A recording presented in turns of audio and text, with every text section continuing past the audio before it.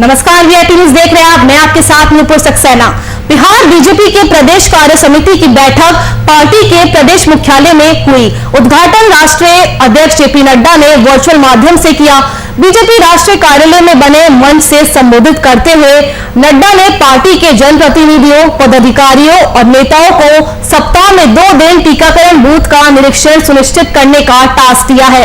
उन्होंने कहा है कि बूथों पर जाकर जन जागरूकता बढ़ाए और लोगों को ज्यादा से ज्यादा टीकाकरण के लिए जागरूक करे। इस संबंध में बीजेपी के प्रदेश अध्यक्ष संजय जायसवाल ने प्रेस वार्ता आयोजित कर नड्डा के संदेश से अवगत कराया। इसके साथ ही उन्होंने चुनाव के दौरान किए वादे को ध्यान में रखते हुए रोजगार सृजन के प्रयासों का भी जिक्र किया है।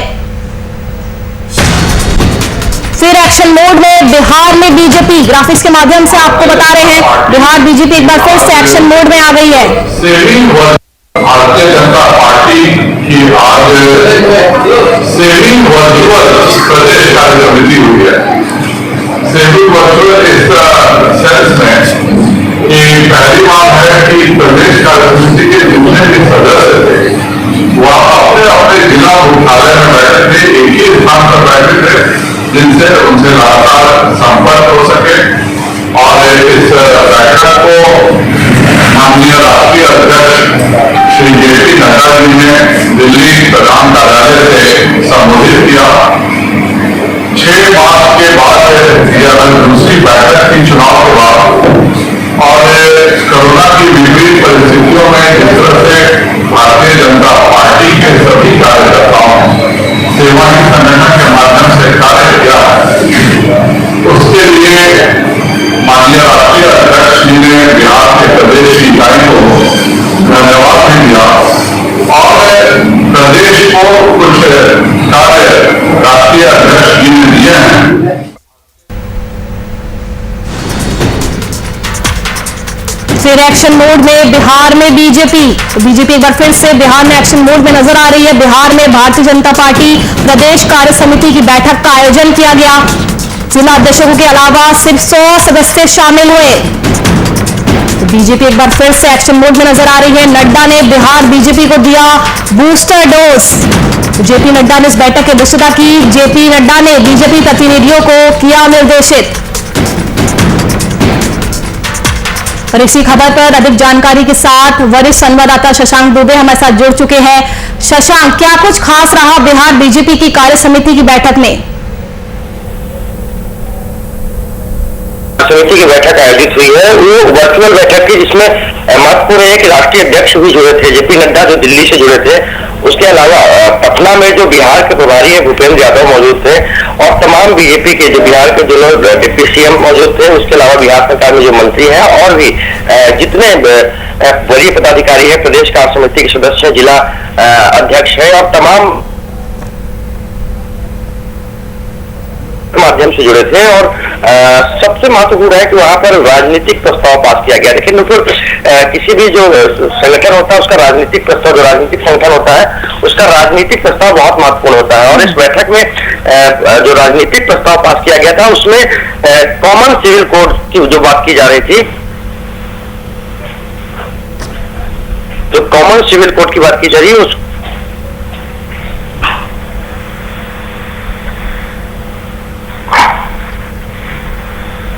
लगता है शशांक, आप तकनीकी खामियों की वजह से आपकी आवाज हम तक पहुंच नहीं पा रही है। तो बिहार में एक बार फिर से बीजेपी एक्शन मोड में नजर आ रही है। जिला अध्यक्षों के अलावा 100 सदस्य शामिल हुए। जेपी नड्डा ने बिहार बीजेपी को बूस्टर डोज दिया है। तो बिहार में एक बार फिर से बीजेपी एक्शन मोड में नजर आ रही है। जेपी नड्डा ने बीजेपी प्रतिनिधियों को निर्देश दिए हैं।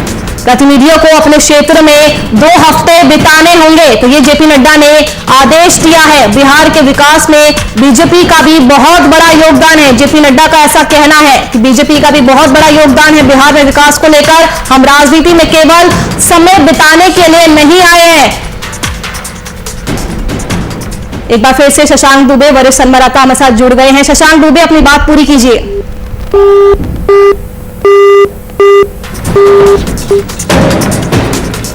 लगता है शशांक से एक बार फिर से हमारा संपर्क टूट चुका है।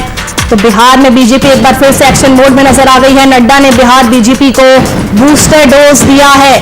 जेपी नड्डा ने बीजेपी प्रतिनिधियों को निर्देशित किया है जेपी नड्डा ने इस बैठक की अध्यक्षता की। प्रतिनिधियों को अपने क्षेत्र में अब 2 हफ्ते बिताने होंगे। लोगों को वैक्सीन के प्रति जागरूक करना होगा। एक बार फिर से वरिष्ठ संवाददाता शशांक दुबे हमारे साथ जुड़ चुके हैं। शशांक, अपनी बात पूरी कीजिए।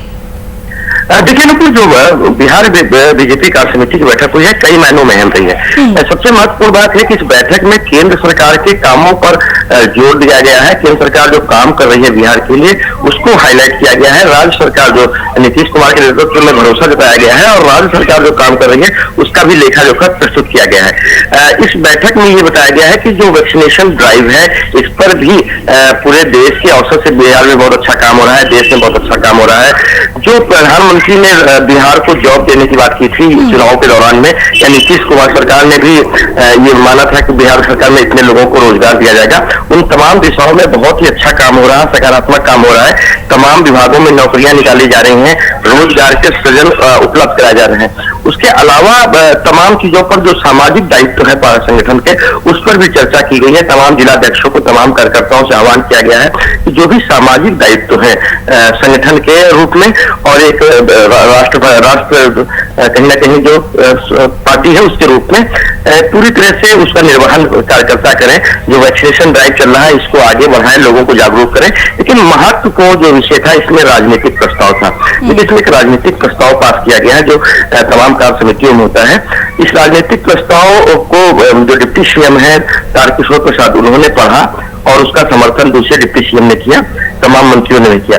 इस राजनीतिक प्रस्ताव में जो कॉमन सिविल कोड है, जो सामान्य आचार संहिता है, नागरिक आचार संहिता है, इसको लागू करने पर जोर दिया गया है।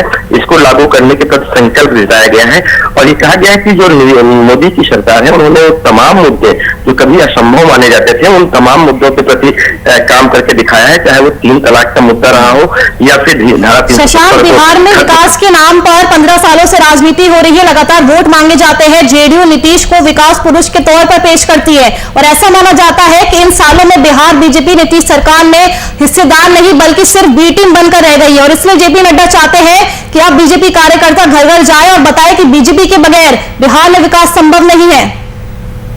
देखिए नुपुर, भारतीय जनता पार्टी निश्चित रूप से 15 सालों से सरकार में शामिल है, लेकिन वो कभी फ्रंट भूमिका में नहीं रही है, हमेशा नीतीश कुमार सामने रहे। और देखिए इस बार भी अगर कहा जाए बी टीम की बात है, इस बार बिहार में Bharatiya Janata party B team नहीं है।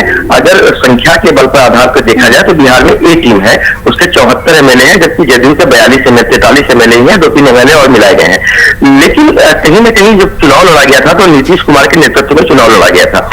रही बात संगठन के विस्तार की, तो भारतीय जनता पार्टी का संगठन आज भी बिहार में इससे पहले 15 सालों में भारतीय जनता पार्टी का संगठन बहुत मजबूत स्तर पर रहा है। क्योंकि 15 सालों से सरकार आई, आप 2005 से उठाकर देखें तो भारतीय जनता पार्टी ने अपने सीटों में बढ़ोतरी की है, वोट परसेंटेज में बढ़ोतरी की है। कुछ अपवाद को छोड़ दिया जाए 2015 में जब काफी ज्यादा एडवर्स कंडीशन थी, सामाजिक एडवर्स कंडीशन थी, तब भी भारतीय जनता पार्टी ने अच्छा परफॉर्म किया था उस हिसाब से। तो कहीं ना कहीं भारतीय जनता पार्टी संगठन के लिए ही जानी जाती है और संगठन विस्तार के लिए भी जेपी नड्डा ने और सारे आह्वान किए हैं। देखिए मैं अभी जो बात कर रहा था राजनीतिक प्रस्ताव की या फिर सामाजिक दायित्वों की, वो तमाम चीजें ऐसी हैं जो कहीं ना कहीं भारतीय जनता पार्टी के जो वोटर्स हैं या उनके समर्थक हैं उनको अपील करता है। आप राष्ट्रभक्ति के मामले में चलेंगे, आप जो एक नेशनलिज्म वाली थॉट जो आती है वो धारा 370 पे आती थी, उसको भारतीय जनता पार्टी ने यूज किया। अब जो कॉमन सिविल कोड है, आमतौर पर पहले कहा जाता था कि भारतीय जनता पार्टी के 3 बड़े नारे हैं, राम मंदिर, धारा 370 और कॉमन सिविल कोड। वो 2 फुलफिल हो गए हैं। अब कॉमन सिविल कोड पर भारतीय जनता पार्टी का इशू है, यही राजनीतिक प्रस्ताव में पास हुआ है। संगठन विस्तार और तमाम सामाजिक दायित्व का जो निर्वहन है वो संगठन विस्तार के ही क्रम में आता है। तो भारतीय जनता पार्टी अपने संगठन का एक क्रमवार विस्तार करते रहती है, संगठन की मजबूती के लिए काम करते रहती है और कार्य समिति जो होती है कहीं ना कहीं उसको बूस्ट करने के लिए, उसको बूस्टर डोज देने के लिए होती है, या इस तरह के जो आयोजन होते हैं। तो निश्चित रूप से जो राष्ट्रीय अध्यक्ष जेपी नड्डा ने आह्वान किया है संगठन की मजबूती और संगठन के साथ साथ पार्टी के विचारधारा को आगे बढ़ाने की बात, बूस्टर डोज देने का काम किया है। शुक्रिया शशांक आपका तमाम जानकारी हमसे साझा करने के लिए।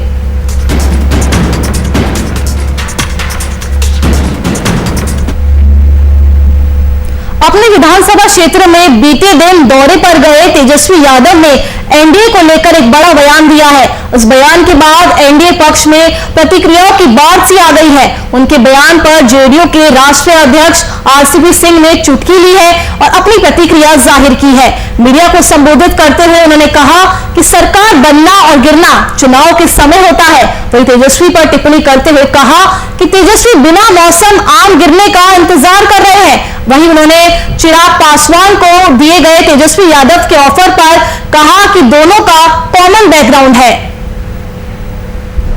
अब उम्मीद लगाए हैं कि सरकार गिरता है उम्मीद का नहीं चाहिए, आप उम्मीद लगाए रहेंगे। अब आप समझिए, जब तो आम का सीजन है ना, आम तो खत्म हो जाएगा आपके 1 महीने में। अगर आप कार्तिक के महीने की नहीं जो आम है जरूर गिरेगा और दाम तो पहले गिरेगा, सीजन आता है ना। तो ये जो लोकतंत्र में बहुमत का सीजन चुनाव होता है, अब चुनाव तो समाप्त हो चुका। अब चुनाव 2024 में लोकसभा का आएगा, चुनाव विधानसभा का 2025 में, उसकी तैयारी करना चाहिए। उसके लिए उनको ऑल्टरनेटिव एजेंडा लेकिन जनता नीतीश बाबू ने ये काम किया है, उन्होंने ये काम किया है, हमको मौका दिएगा हम ये करेंगे। ये सब काहे के लिए बोलते हैं? तो बोलते हैं उनके विधायक लोग हैं कि वो जरा शांति से रहें, उनको लगे कि नहीं चांस है, उम्मीद बरकरार है और उम्मीद की दुनिया है, लेकिन ना उम्मीद।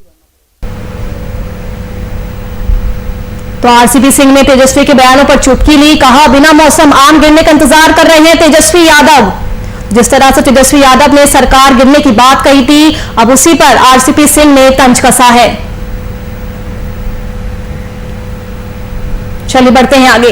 पटना शहर में जल जमाव की समस्या के निवारण को लेकर नगर विकास विभाग पूरी तरह से मुस्तैद है। शहर के राजेंद्र नगर और कंकड़बाग समेत कई इलाकों में हुए जल जमाव से मुक्त करवाने के लिए लगातार प्रयास जारी है।